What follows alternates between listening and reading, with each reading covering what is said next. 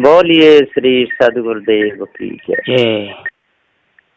सदगुरु श्री कबीर साहेब की जय। विश्व वंदनीय संत सम्राट बंदी छोर सदगुरु श्री कबीर साहब जी, मेरे हृदय मंदिर के आराध्य परम पूज्य गुरुदेव जी, पूजा के लोग सभी संत समाज, मैं चरण कमलों में से झुका के त्रिवार बंदी करता हूँ। बोलिए श्री सदगुरुदेव की जय। जड़ चेतन विषय बात कीजिए साहब।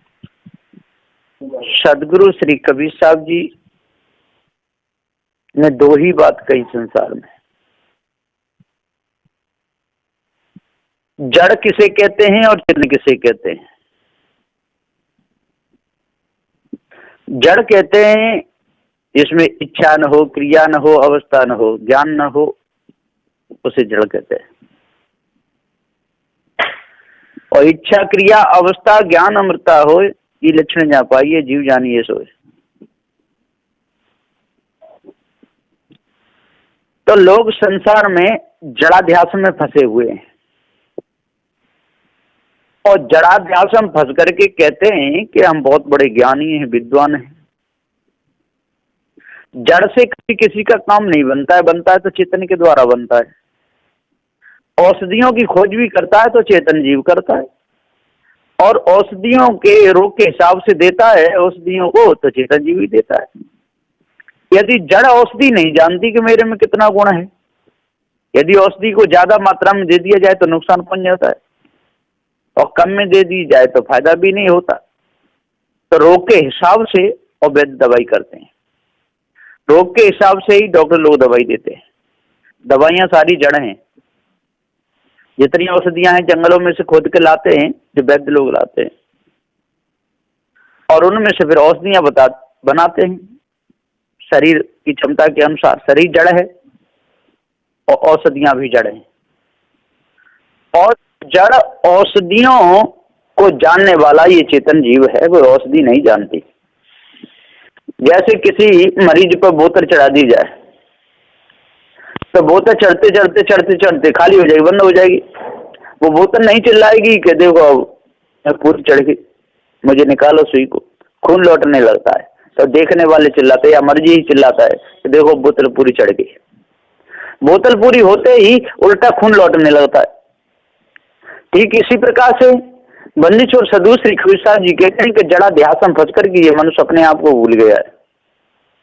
जितनी भी मूर्तियां हैं ये सब जड़ हैं, और इनको बनाने वाला चेतन है। यदि चेतन जीव बनावे नहीं इनको तो इनको कौन बनाएगा? इन्हें पत्थर नहीं लावे तो कौन लाएगा? अब शंका होती है जगत पहले नहीं था, ऐसा कभी हुआ ही नहीं कि नहीं था।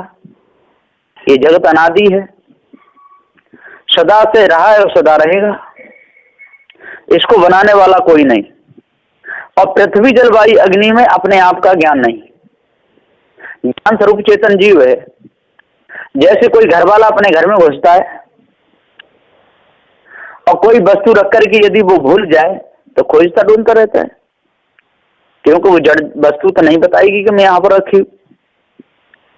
और जब उसे ध्यान आता है अरे मैं तो वहां पर रखा, तो तुरंत जाकर उसको उठा लेता है। ठीक इसी प्रकार से कुल्हाड़ी से लकड़ी काटी जाती है, और काटने वाला यदि जिंदा मनुष्य वहां पर ना हो तो लकड़ी कटेगी ही नहीं। पेड़ भी खड़ा रहेगा और कुल्हाड़ी भी रखी रहेगी। इसी प्रकार से यदि कोई गाड़ी है और खराब हो गई, बोल्ट उसके ढीले हो गए, रेंच पाना तो वहां पर सब रखे हुए हैं, लेकिन वहां पर कारीगर नहीं है जिंदा, तो जड़ वो रेंच है जो पाना है वो तो बोल्ट को कसेंगे नहीं, और न वो गाड़ी को जानेंगे और न गाड़ी उनको जानेगी। और गाड़ी को भी पता नहीं है कि कौन सा तार ढीला हुआ है, कौन सा बोल्ट ढीला हुआ है, पर क्या है। जब चलाने वाला ड्राइवर देखता है कि गाड़ी में कमी आ रही है तो कारीगर के पास में ले जाता है, और कारीगर आकर के, कारीगर भी सहज पता नहीं चला पाता। कारीगर भी तार जोड़ के देखता है, कितनी बात देखता है, तब कहीं उसको पता चलता है ना। किसी गाड़ी को बनाने में 4-4 घंटे लग जाते हैं, किसी में 2-2, 4-4 दिन लगते हैं, और किसी को तो कहते हैं कि महीना भर यहीं पर रखनी पड़ेगी, तब जाकर के वो सही करते हैं, है ना। तो जड़ और चेतन में ये बहुत बड़ा अंतर है। लोग जड़ाध्यास में फंस करके अपने आप को भूल जाते हैं, यही तो भूल है। जैसे बंदूक जड़ है, कासतूस जड़ है, और शरीर भी जड़ है, लेकिन इसमें चेतन जीव है। बंदूक कितनी भी अच्छी हो और चलाने वाला मिलिट्री के जवान हो और शरीर छूट जाए, उसके पास बंदूक रखी रहे, दुश्मन आता जाता रहेगा, वो मुर्दा शरीर बंदूक को चला ही नहीं पाएगा, और न बंदूक अपने आप चलेगी। और जब वो जिंदा होगा तो बंदूक उठाएगा, उसमें कारतूस डालेगा और अपने हिसाब से उसका प्रयोग करेगा। तो जड़ बंदूक अपने आप नहीं चल सकती है, और मुर्दा जवान उसको कभी चला भी नहीं सकता है। चलाएगा तो जिंदा ही चलाएगा, और फिर नाजायज चलाएगा, वहां पर निर्णय होगा तो जिंदे लोग ही करेंगे, और जायज चलाएगा तो उसको शाबाशी देंगे, इनाम देंगे तो जिंदे ही लोग देंगे। इसी प्रकार से जिंदा गाय है, जिंदा भैंस है, जिंदा बकरी है, दूध निकलेगा तो निकालने वाला होगा तो निकालेगा, नहीं तो उसके बच्चे पी जाएंगे, या उसी में उसके थनों में ही एन में भी शमन हो जाता है। नहीं निकालो तो 2-4 दिन तक भैंस है चिल्लाती है दूध निकलवाने के लिए, आवाज भी करती है, और कोई ना निकाले तो अंदर अंदर वो शमन हो जाता है, फिर कोई परेशान नहीं। तो जड़ाध्यास में फंस करके जो लोग अपने आप को भूले, तो जितने ये वेद हैं, शास्त्र हैं, पुराण हैं, ये सब जड़ हैं। जिसमें स्याही से जो लिखे गए वो स्याही भी जड़ है, और उसमें कितने भी अच्छे अच्छे बोल लिख दिए जाए, लेकिन पढ़ने वाला ना हो, रुचि से ग्रंथ को ना पढ़े तो ग्रंथ तो रखा रह जाता है, ग्रंथ क्या करेगा। रामायण भागवत लोग पढ़ते हैं और पढ़ने वाला शास्त्री न हो, और कितना भी अच्छा ग्रंथ हो, उसमें कितनी भी अच्छी बातें लिखी हो, उसको रख दो ऊपर व्यास गद्दी पर, और श्रोताजन वहां पर सुनने के लिए बैठ जाए, माइक भी लगाए थे रामायण के ऊपर, क्या एक भी शब्द उसमें से आ सकता है? आएगा ही नहीं। और जब वो पंडित पढ़ा लिखा उस विद्या का आकर के ग्रंथ को खोल के बोलेगा, तब सब सुन सकते हैं। ठीक इसी प्रकार से कोई मशीनरी यदि खराब हो जाती है, तो मशीनरी को बनाने वाला जब तक कारीगर नहीं आएगा तब तक मशीनरी बनेगी नहीं, बिगड़ी पड़ी रहेगी। इसी प्रकार से मोबाइल है, और किसी ने फोन किया तो उधर से करेगा तो जिंदा मनुष्य ही तो नंबर लगाएगा, और इधर आके जिंदा ही सुनेगा। वहां जिंदा है या सो रहा है, यदि उसकी आवाज पूरी नहीं आ पाई तब भी नहीं उठा पाएगा, और बैठा हुआ है किसी कार्य में फंसा हुआ है, जल्दी नहीं उठा पाएगा, तभी नहीं सुन पाएगा। और यदि कितना भी अच्छा मोबाइल हो और उसमें पूरा बैलेंस हो, चार्ज भी पूरा हो, और यदि वो सो गया है या शरीर छूट गया तो कितनी बार घंटी जाती है, वो उठाएगा ही नहीं। तो यहाँ पर महत्व है जिंदा का। तो जिंदा ये जीव है, जीव कभी मरता नहीं है। मनुष्य जन्म में आकर के अपने आप को भूल जाता है, जड़ाध्यास में फंस जाता है, इसलिए भटकता है। ये ईश्वर परमात्मा की जो कल्पना है ये भी जड़ाध्यास है, और जितनी मूर्तियां बना करके पूजता है ये भी जड़ाध्यास है। स्वयं ही उसको बनाता है, स्वयं पूजता है, दूसरों से पूजवाता है, और झूठ बोल बोल करके उसकी महिमा बता के वहां पैसा चढ़वाता रहता है। जब पैसा चढ़वाता है और 100 में से 2-4 का काम बन जाता है, वो 2-4 लोग प्रचार कर देते हैं, दूसरे गांव में कहते हैं, और फिर वहां पर भीड़ लगना चालू हो जाती है। वहां पर दोना मरुआ चंपा के फूल चढ़ने लगते हैं, नारियल घंटे चढ़ने लगते हैं, वहां पर बहुत पैसे के ढेर लग जाते हैं। फिर धीरे धीरे धीरे धीरे भव्य वहां पर मंदिर भी बन जाता है। फिर पंडित पुजारी आया कर बैठ जाते हैं, फिर चारों ओर उसका प्रचार हो जाता है, जय जयकार होने लगते हैं, घंटे बजने लगते हैं, वहां पर विध पाठ होने लगते हैं, और भी आ करके दर्शनी लोग वहां पर दर्शन करने के लिए आने लगते हैं, ऐसा प्रचार हो जाता है। तो ये सारा झूठा प्रचार है। 100 में से 2 का काम तो बनेगा ही बनेगा।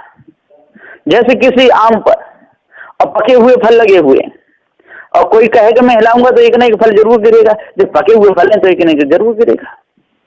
कच्चा भी गिर सकता है, उसमें कौन सी बड़ी बात है, ज्यादा जोट का झटका लग गया तो। अब उसे कहे कि नहीं मैंने देखो अपनी शक्ति पेड़ को हिला के आम गिरा दिया, और पेड़ पे आम ना हो तब हिलाओ तब गिरे तो गिरा दिया। अब पेड़ पे आम है तो गिरेंगे, कच्चे हो या पक्के हो।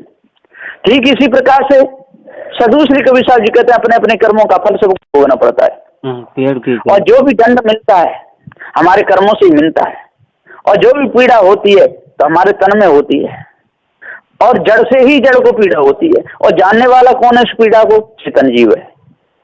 जैसे मुर्दा का शरीर कटेगा वो कुछ नहीं कहेगा क्योंकि उसमें जीव है ही नहीं, और जीव उसमें है, डंडा पड़ेगा या कोई काटेगा तो रोएगा चिल्लाएगा।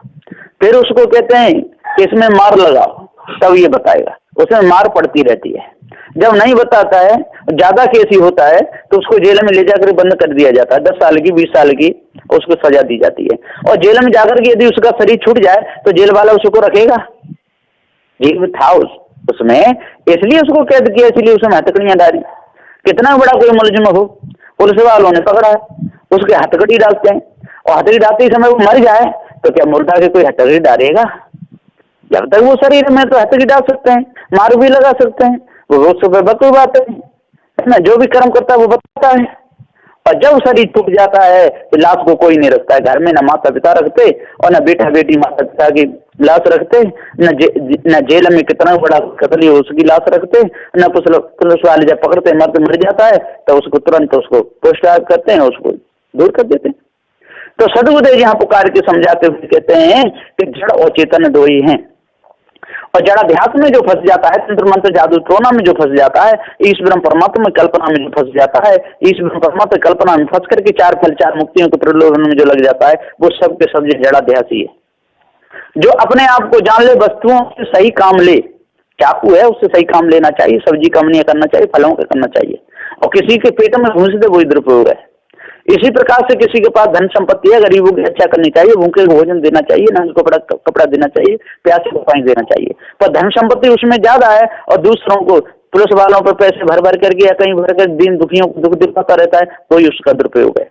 लाठी आपके पास में, उसे सदुपयोग कीजिए। यदि कोई जानवर है जो डराइए, सांप आ जाए उसको अलग कीजिए। यदि कोई दुश्मन है उससे अपनी रक्षा कीजिए। अब जबरदस्ती यदि कोई गरीब हो जाए कि धाड़ से पीठ में दे मारा के ऐसा काम करे, वो इसका दुरुपयोग है। तो हम डंडा का भी सदुपयोग कर सकते हैं, बंदूक का सदुपयोग कर सकते हैं, शरीर का सदुपयोग कर सकते हैं, घर मकान का सदुपयोग कर सकते हैं, हमारे पास में ज्यादा पैसा है उसका सदुपयोग कर सकते हैं, खेती ज्यादा है उसका सदुपयोग कर सकते हैं। यदि हमको जड़ चेतन का ज्ञान नहीं है तो हम नहीं कर पाएंगे। तो मांस खाएंगे, शराब पिएंगे, अंडा खाएंगे, जुआ खेलेंगे, जिन दुखियों को दुख देंगे और माता पिता समझाएंगे तो उनको भी दुख देने लगेंगे। तो जड़ और चेतन 2 ही पदार्थ हैं और तीसरा और कोई नहीं। जड़ में ये 4 तत्वों का जितना भी कहा है, 6 भेद हैं, जो सब जड़ के हैं। और जो ज्ञान जो स्वरूप है ये चेतन जीव है, ज्ञान ही जीव का धर्म है। तो जो अपने आप को जान ले, समझ लो उसको चेतन का ज्ञान हो गया। और जो अपने आप को ना जान पावे, अपने आप को भूला रहे, संसार के गुण भेद को जानता रहे, तो उसको जड़ाध्यास का ज्ञान है, चेतन जीव का नहीं। और किसी को चेतन जड़ का भी ज्ञान होता है, चेतन का भी रहता है, पर अपने स्वार्थ बस उसको छोड़ना नहीं चाहता है, गलत कर्मों को छोड़ना नहीं चाहता है, और ज्ञान भी जान लेता है। तो वो जानबूझ जो कपट करते थे समझन होई, और कहीं कभी तई मूर्ख को भला कौन विद होई। इसलिए जड़ चेतन के भेद को जानना चाहिए। जड़ में ज्ञान गुण नहीं है, चेतन में ज्ञान गुण है। तो जो भी कर्म का फल भोगना पड़ता है, शरीर संबंध से जीव भी जानता है, जीव भी भोगता है। जीव निकल जाए शरीर क्या जानेगा। इसलिए जो करता है वही भोगता है, जो कर्म करता है वही भोगता है। और चेतन जीव ही कर्म बस अन्य खानियों में भटकता है। इसलिए अपने आप को जानो, भ्रम भूल कल्पना को त्यागो, जड़ चेतन के भेद को समझो, तब पूर्ण शांति मिलेगी। नहीं तो मिथ्या धोखे में जीवन चला जाएगा। बोलिए श्री सदगुरुदेव की जय। हाँ भाई, अच्छा और समझ में आया जो बताया? कारण के उसमें जड़ चेतन की बात हुई थी, इसीलिए मैंने बोला चलो जड़ चेतन पे। हाँ नहीं ठीक है। जो कोई शंका करता है तो उसको और वही भी बोला। वो फिर आई थी बात वो पेड़ में के जान है। मैंने बोला पेड़ में जान नहीं होती तत्व होता है। वही जड़ तो है, पेड़ भी जड़ है ना। जड़ है, जड़ है। 4 तत्वों से बना हुआ जितना भी है, जितने वृक्ष हैं, पेड़ हैं, लता बेलियां जो भी है, ये सब जड़ हैं। हाँ, अलग से कीड़े आकर के उसमें पड़ जाते हैं, वो जीव है।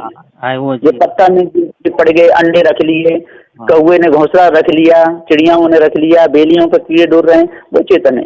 पर बेल के स्वरूप में, वृक्ष के स्वरूप में चेतन जीव नहीं है। से वो जड़ है, पर वो उसमें चेतन बसेरा करता है। बसेरा करता है। ठीक। हाँ, कहाँ दिल्ली पहुंच गई गुरु जी?